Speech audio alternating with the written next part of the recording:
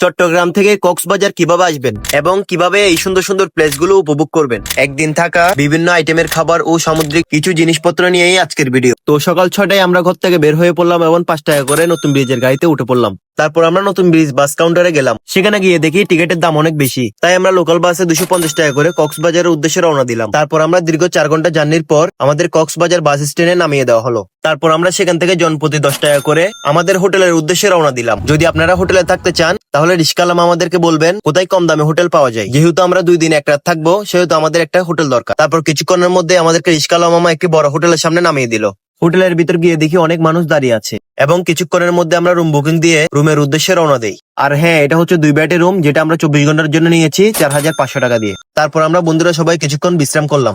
বিশ্রাম শেষে আমরা সেখানে একটি হোটেলে দুপুরের খাবার খেয়ে নিলাম। আমরা যে প্যাকেজটি নিয়েছি সেটির জনপ্রতি মূল্য হচ্ছে 140 টাকা। খাওয়া দাওয়া শেষ করে আমরা বিচের দিকে রওনা দিলাম। আমাদের হোটেল থেকে বিচে যেতে 5 থেকে 6 মিনিট সময় লাগে। এই সেই জনপ্রিয় ডলফিন মোড়। যেহেতু এখন দুপুর 2টা, তাই তেমন কোনো দোকানপাট বসেনি, হয়তো সন্ধ্যা হতে হতে আরো দোকানপাট বসবে। তো অবশেষে চলে আসলাম আমরা সেই গন্তব্য জায়গায়। দূর থেকে দেখেই মনটা জুড়িয়ে গেল। এই হচ্ছে সমুদ্রের বিচে দুপুর 2টার ভিউ। কিন্তু দুঃখের বিষয় হলো দুপুর 2টায় কোনো বড়সড় ঢেউ আসে না। তাই আমরা কিছুক্ষণ থেকে কয়েকটি পিক তুলে চলে যাওয়ার সিদ্ধান্ত নিলাম। কিছুক্ষণ পরে আমি সমুদ্রের পাড় থেকে একটি ক্যাকটা ধরে ফেলি, যেটা কিন্তু অনেক পিচ্ছি, অনেক ছোট। তাই এটিকে কিছুক্ষণ হাতে রেখে মাটির উপর ছেড়ে দিলাম। ছেড়ে দেওয়ার পরপরই দেখি সেটি মাটির নিচে গর্ত করতে লাগলো। গর্ত করতে করতে তার শরীরকে মাটির নিচে ঢুকিয়ে নেই। ক্যাকড়াটির উপরের পিঠটি কিছুটা দেখা যাচ্ছিল, তাই আমি 5 থেকে বালু নিয়ে তার উপরের দিকটি ভরাট করে দিলাম। তারপর সমুদ্রের পানিতে একটু হাঁটাহাঁটি করতে লাগলাম। এখন আমরা আবার যাচ্ছি সমুদ্রের পাড়ে, কারণ এখন আমাদের সন্ধ্যার ভিউটা দেখতে হবে। ও মাই গড, এটা হচ্ছে সেখানকার সন্ধ্যার ভিউ। এই ভিউটা উপভোগ করার জন্য হলো আপনার কক্সবাজার আসা দরকার। ভিউ দেখতে দেখতে সময় হয়ে গেল সন্ধ্যা 6টা। তারপর আমরা হেঁটে হেঁটে দেখতে লাগলাম সেখানকার দোকানপাট, সেখানকার সুন্দর সুন্দর সামুদ্রিক জিনিসপত্র।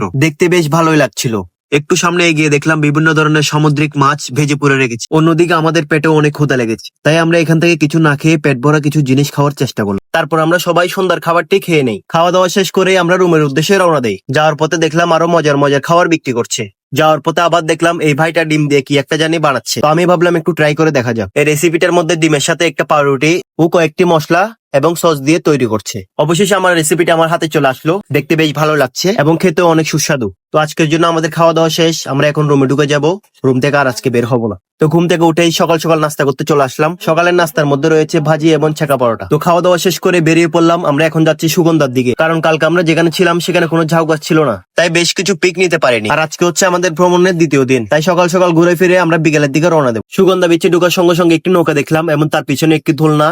তারপর একটু সামনে গিয়ে দেখি কত বড় একটি পুতুল একটি ফুটবল নিয়ে দাঁড়িয়ে আছে। এই পুতুলটি নাকি এখানকার ফেলে দেওয়া বোতল দিয়ে তৈরি করা হয়েছে। তারপর পুতুলটিকে বিদায় জানিয়ে আমরা চলে গেলাম ঝাউ গাছের নিচে। সেখান থেকে কয়েকটা পিকটিক তুলে আমরা আবার নদীর পাড়ে চলে আসলাম। এসে দেখি এখানে অনেক মানুষের ভিড়, কারণ সকাল সকাল এখানে এমনিতে অনেক মানুষের ভিড় থাকে। কিছুক্ষণ পরে দেখলাম এখানে কয়েকটি ঘোড়া নিয়ে কয়েকজন লোক একসাথে জড়ো হয়েছে, কারণ এই ঘোড়াগুলো দিয়ে মানুষকে বিনোদন দেওয়া হবে।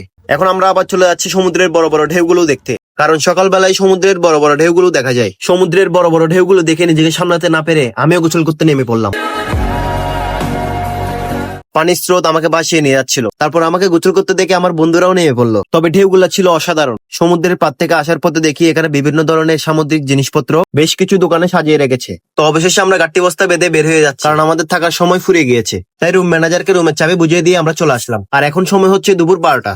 আমাদের কাছে ঘোরার মতো সময় আছে আর 4 ঘন্টা। তাই 100 টাকা দিয়ে একটি রিজার্ভ অটো নিয়ে আমরা কক্সবাজার রেল স্টেশনে চলে গেলাম। দূর থেকে দেখে বেশ ভালোই লাগলো। তার সামনেই রয়েছে একটি বড় ঝিনুক। এখন আমরা স্টেশনের ভিতরে যাচ্ছি। যদি টিকিট থাকে তাহলে আমরা টিকিট কাটার চেষ্টা করবো। ভেতরে ঢুকে দেখি অনেক মানুষের ভিড় জমে আছে, কারণ দুপুর 1টায় নাকি একটি ট্রেন ছাড়বে। তো আমরাও ভাবলাম যে আমরা ট্রেনে করে যাবো, কিন্তু দুর্ভাগ্যবশত আমরা ট্রেনের টিকিট পাইনি। তারপর আমরা দুপুরের খাবারটি সেখানে একটি হোটেল থেকে খেয়ে নিলাম। খাওয়া দাওয়া শেষ করে আমরা রেল লাইনের ভিতরে চলে গেলাম। এখানে তেমন কোনো মানুষজন দেখতে পেলাম না। দেখি আমার আগে আমার বন্ধুরা ভেতরে চলে গেছে, তাই আমিও দেরি না করে তাদের পিছু পিছু যেতে লাগলাম। গিয়ে দেখি আমার বন্ধুরা ক্লান্ত হয়ে সেখানে বসে পড়েছে, কিন্তু আমার উদ্দেশ্য একটাই, অনেকগুলো পিক তুলতে হবে। তারপর কয়েকটা পিক তুলে আমরা সেখান থেকে চলে আসলাম। তারপর বাসার জন্য একটি আচারের প্যাকেট নিয়ে নিলাম, কারণ বাসায় যদি খালি হাতে যাই তাহলে আম্মু পিটাবে। তারপর আমরা কক্সবাজার বাস স্টেশন থেকে 450 টাকা করে একটি এসি বাসে উঠে পড়লাম। আমাদের সিটটি পড়েছে একদম পিছনে এবং কিছুক্ষণের মধ্যে আমাদের গাড়িটি ছেড়ে দিল। তো এই ছিল আজকের ব্লগটি কেমন হয়েছে অবশ্যই কমেন্ট বক্সে জানাবেন। আর যদি আপনি আমার চ্যানেল নতুন হয়ে থাকেন অবশ্যই চ্যানেলটি সাবস্ক্রাইব করবেন। সবাই ভালো থাকবেন, সুস্থ থাকবেন। আল্লাহ হাফেজ। দেখা হবে নেক্সট কোনো ভিডিওতে।